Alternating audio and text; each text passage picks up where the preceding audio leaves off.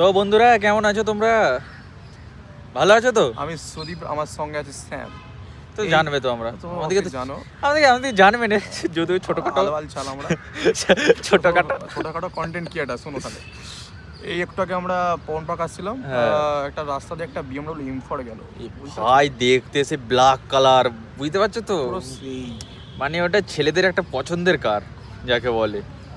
কি করব, আমরা তো গরিব মানুষ, কিনতে পারবো না, আমাদের ড্রিম কার ডিমই রয়ে যাবে।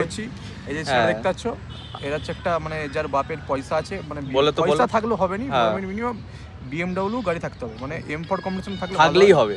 M4 থাকলে তো আরো ভাই দৌড়াবে, ভালো হবে। আর হচ্ছে মানে মিনিমাম মেয়েটা যদি কালো খোঁড়া যেমনই হোক, ঠিক আছে, মানে সব চলবে।